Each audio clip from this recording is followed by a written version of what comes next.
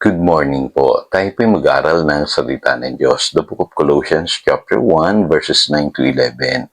Kaya't mula nang marinig namin ito, patuloy namin idinadalangin sa Diyos na sana ipaunawa niya sa inyo ng lubusan ng kanyang kalooban sa pamamagitan ng karunungan at pangunawang kaloob ng Espiritu. Sa gayon, makakapamuhay na kayo ng karapat-dapat at kalugod-lugod sa Panginoon, sasagana sa lahat ng uri ng mabubuting gawa at lalawak ang inyong pagkakilala sa Diyos. Idinadalangin din namin patatagin niya kayo sa tulong ng kanyang dakilang kapangyarihan upang inyong matiis na masaya at may pagtatyaga ang lahat ng bagay. Focus prayer.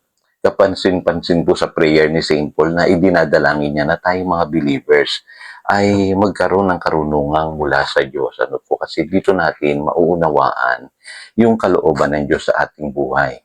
Ngayon, ano pong kinalaman nito sa ating pananalangin? Mahalaga po kasi sa pananalangin po dapat alam natin ang kalooban ng Diyos para yung prayer natin ay focus. Ano po, hindi pa bago-bago yung ating isip at higit sa lahat hindi tayo nag-aalinlangan. Sabi po kasi sa James chapter 1 verses 6 to 8, subalit ang humihingi ay dapat magtiwala sa Diyos at huwag mag-alinlangan, sapagkat ang nag-aalinlangan ay parang alon sa dagat na itinataboy ng hangin kahit saan.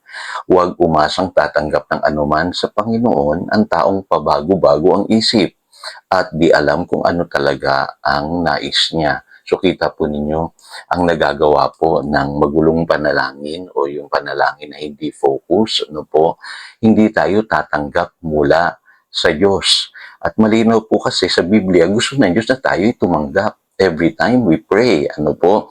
Ang sabi po sa John chapter 16 verse 24 ay ganito, sabi ng Panginoong Hesus, hanggang ngayon wala pa kayong hinihingi sa Kanya sa aking pangalan.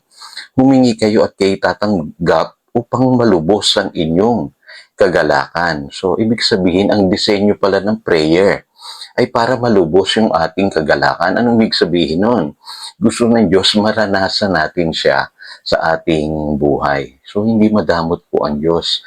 Gusto niyang maranasan natin yung kagalakan every time we pray. Ibig sabihin, gusto niya na makaranas tayo ng answered prayer. Ang sabi pa nga sa 1 John chapter 5 verse 14, hindi tayo nag-aatubiling lumapit sa Kanya dahil alam nating ibibigay niya ang anumang hingi natin kung ito'y naaayon sa Kanyang kalooban.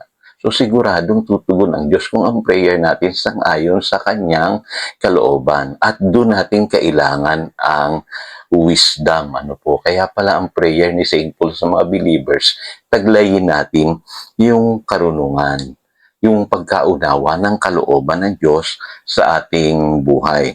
Kaya alam niyo po, may problem po o yung unanswered prayer, kadalasan po, may dahilan po yan. Ano po, unang-una po dyan ay makikita ninyo, minsan po sa ating pananalangin, hindi talaga natin alam yung kalooban ng Diyos.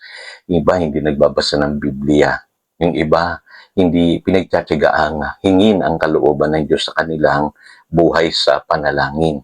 Basta-basta na lang nananalangin at kung ano-ano yung ating ipapanalangin. Kadalasan nga po yung prayer natin, shotgun, sabog, ano po, walang specific item na siguradong pinaniniwalaan natin. Ano po, at alam nyo po, sa buhay na ito, kung ang panalangin natin minsan ay very general, ano po, ang Diyos, posibleng alam niya nga yung ating kalooban. Pwede rin kasi na kaya siya hindi tumutugon dahil ayaw natin humingi ng eksaktong kailangan natin sa buhay. At gusto niya specific po yung ating panalangin. Ano po, kaya kailangan matuto tayong manalangin specifically. Ano po, at alam niyo po ako may karanasan dyan many years ago. Minsan ako'y nanalangin. Ang panalangin ko sa Panginoon, Lord, bigyan mo ako ng bahay kahit maliit lang. Ano po, alam niyo po, nangyari nga po yun kasi specifically hiningi ko maliit lang na bahay. At yun nga ang ibinigay sa akin ng Diyos in less than 2 years. Ano po, at na-realize ko yung panalangin ko pala, specific, hiningi ko na maliit lang na bahay, maliit nga yung tinanggap ko mula sa Panginoon. Kaya ang challenge sa akin ng Panginoon, next time na manalangin ka, humingi ka na ng mas malaki. At yun nga po ang ginawa ko at nagulat din po ako. Ano po, specifically, humingi ako sa Panginoon ng medyo malaki naman at maluwag-luwag na bahay. At tinugon ng Diyos yung aking panalangin. Ano po, minsan po doon lamang tayo nagkukulang yung hindi specific yung ating panalangin.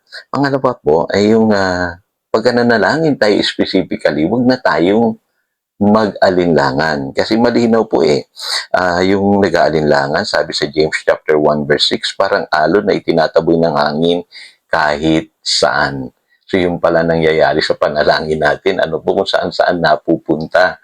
Ano po, kasi wala tayong hinihingi specifically mula sa Diyos. At hindi natin ito kadalasan po pinanampalatayanan. Kaya pala ang gulo ng ating mga panalangin. Ang challenge ko po sa inyo this year, humingi kayo ng isang specific ano po, na prayer no po sa Panginoon. Yung sigurado na alam ninyo na ito yung nais ng Diyos sa inyong buhay. For instance, hingi nyo yung bigyan kayo ng guidance ng Lord kung ano yung gagawin ninyo this year. Ano po, ano yung inyong papasuking ministry, trabaho, ano po, or negosyo, ano yung lugar na pupuntahan ninyo, saan kayo dadalhin ng Panginoon, sino yung mga tao na paglilingkuran ninyo at makakasama ninyo sa inyo pong journey this year. Kailangan po specific po yun mga kapatid. Kaya pagka nagpe-pray po tayo, humingi tayo specifically sa ating pong Panginoon. Ano po, kailangan po focus yung ating prayer. Tayo po'y manalangin. Dakilang Diyos, salamat po sa paalala sa amin na kailangan ang panalangin pala namin ay focus. At magiging focus lamang yung aming panalangin kung alam namin ang iyong kalooban. Kaya gabayan mo kami everyday sa pamamagitan ng iyong salita at sa amin din pong pananalangin, masumpungan namin yung iyong kalooban sa aming buhay. Specifically po, Panginoon, at yun ang hingi namin at huwag kaming mag-alinlangan. Salamat po, Panginoon. Yan ang aming panalangin today in Jesus' name. Amen. Again, dito si Pastor Jojo nagpapaalala upang daluyan tayo ng pagpapala, manatili tayo sa kanyang salita. Good morning.